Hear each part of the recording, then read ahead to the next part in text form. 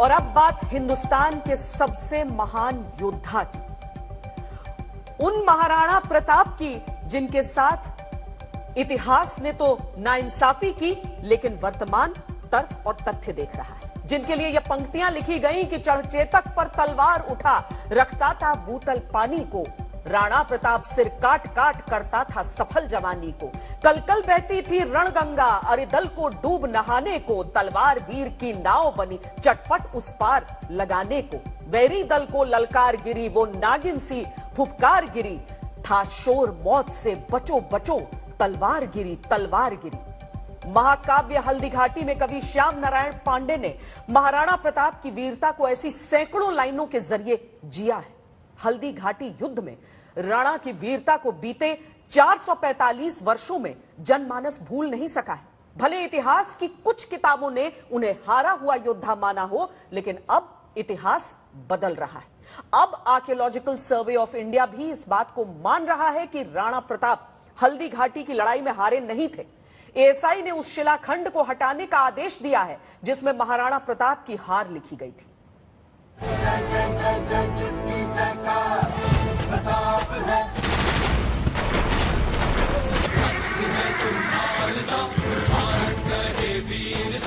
मेरा पुत्र प्रताप है, प्रचंड तू अखंड तू, सूर्य सा ताप है।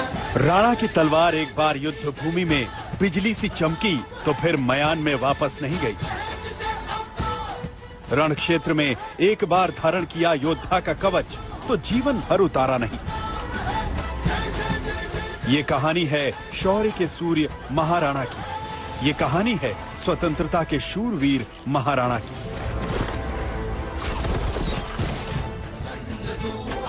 मेवाड़ के महाराणा का शौर्य अद्भुत था। उनकी शक्ति और संकल्प अकल्पनीय था। लेकिन ये सवाल हमेशा ही स्थानीय लोगों के मन में चुभता है कि जब हल्दी घाटी के कण कण में राणा का पराक्रम झलकता है तो फिर इतिहास में महाराणा का उल्लेख एक हारे हुए योद्धा के तौर पर क्यों किया जाता है? इतिहास में क्यों ये दर्ज है कि महाराणा मुगलों से लड़े तो जरूर लेकिन जीते नहीं, आत्मसमर्पण तो नहीं किया लेकिन शासन भी नहीं कर पाए? क्या ये इतिहास सही है या इसमें तथ्यात्मक गलतियां हैं? इस समय ये देश का ट्रेंडिंग सवाल है। 3 दिन पहले करणी सेना ने राजसमंद जिले के रक्ततलाई से वो विवादित पट्टी बदल दी जिसमें महाराणा प्रताप के पीछे हटने की बात लिखी थी। शिलापट पर पहले लिखा था रक्ततलाई, जिसे बोलचाल की भाषा में खून की तलाई भी कहते हैं। बनास के दूसरे किनारे की ओर एक चौड़ा मैदान है। यहाँ शाही और प्रताप की सेना के बीच घमासान युद्ध हुआ था। इस युद्ध का नेतृत्व महाराणा प्रताप और मान सिंह घोड़े और हाथी पर सवार होकर क्रमशः कर रहे थे। युद्ध इतना भयंकर था कि संपूर्ण मैदान लाशों से भर गया था।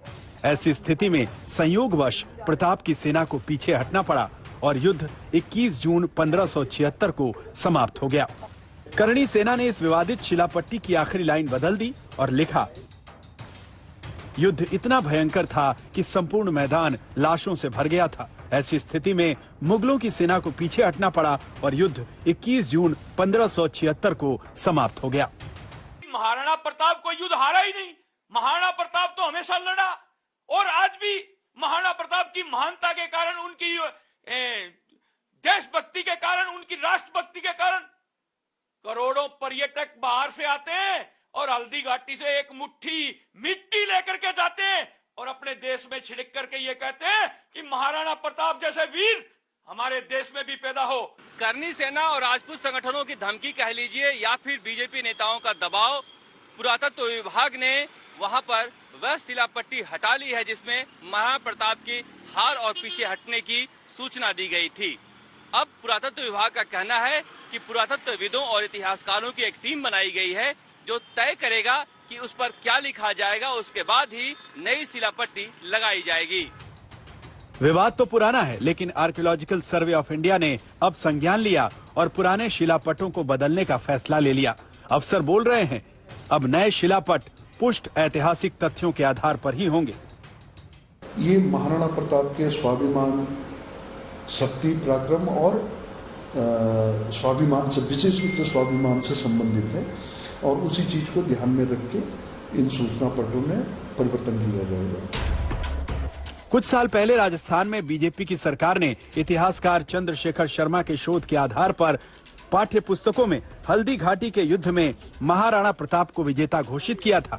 अब राजसमंद में बीजेपी सांसद दिया कुमारी ने हल्दी घाटी युद्ध का पूरा सच शिलालेख पर लिखने की मांग दोहरा दी। इतना ही नहीं, दिया कुमारी ने युद्ध क्षेत्र में अकबर की सेना के पड़ाव वाले बादशाही बाग का नाम बदलने की मांग की है। हमारे लिए बहुत ही वो गौरव का प्रतीक है, बलिदान और जिस तरह से वीरता का वो एक हमारे लिए उदाहरण उन्होंने पूरे राजस्थान को दिया है और हम सब उनको पूजते हैं। तो बिल्कुल अगर उनकी जीवन से कुछ भी अगर गलत तरीके से वहां पर कुछ भी ऐसा लगा हुआ था या गलत इन्फॉर्मेशन वहां पर हम लोग वहां पर लगी हुई थी, तो उसको तो बदलना हम सभी का कर्तव्य है और हमको एक रिस्पॉन्सिबल, मैंने तो अपना कर्तव्य निभाया। सही तथ्य ही पेश होने चाहिए। जो हमारे पास ASI की साइट पे या हमारे लिटरेचर में जो हमारे बुक्स जो हमारे पास अवेलेबल है उसमें जो तथ्य हैं वही तथ्य आने चाहिए जनता के सामने। सवाल यही है कि क्या इतिहास को बदलकर महाराणा को कमतर आंका गया? क्या महाराणा प्रताप की गौरव गाथा अब तक अपने हिस्से की जीत की मोहताज रही है? कुछ समय पहले राजस्थान के इतिहासकार चंद्रशेखर शर्मा ने एक शोध पत्र जारी किया था, जिसके मुताबिक महाराणा प्रताप हल्दी घाटी युद्ध के बाद जमीनों के पट्टे जारी करते रहे। सवाल ये कि एक हारा हुआ शासक पट्टे कैसे जारी करता रहा? मेरा प्रश्न ये है कि अगर वहां पर मुगल जीते होते, मुगलों का अधिकार हुआ होता, तो वहां पर अकबर पट्टे जारी करता, वहां पर अकबर के सिक्के चल रहे होते, वहां पर मुगल सेना का चौकीदार होता, जैसा कि चित्तौड़ के किले में था, मांडलगढ़ के किले में था।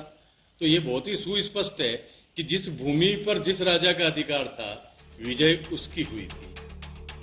हल्दी घाटी के युद्ध में जीत हार के रिकॉर्ड पर विवाद रहा है, लेकिन इस पर कोई विवाद नहीं कि महाराणा का संघर्ष मुगलों के खिलाफ छापामार युद्ध की शुरुआत थी। यानी मैदानी इलाकों में मुगलों की जबरदस्त ताकत पहाड़ियों में बौनी हो जाती थी, और जब पहाड़ जैसे इरादे वाले महाराणा प्रताप से मुगलों का सामना हुआ तो मुगल 6 साल की लंबी लड़ाई में उलझ गए। इतिहासकार ये भी दावा करते हैं कि युद्ध के बाद कुछ वर्षों में महाराणा प्रताप ने कुंभलगढ़ समेत तमाम क्षेत्रों पर वापस अधिकार हासिल कर लिया था। खुद अकबर के दरबारी इतिहासकार लिखते रहे हैं कि महाराणा ने कभी हार नहीं मानी, महाराणा कभी झुके नहीं। श्वेता सिंह के साथ शरद कुमार, आज तक।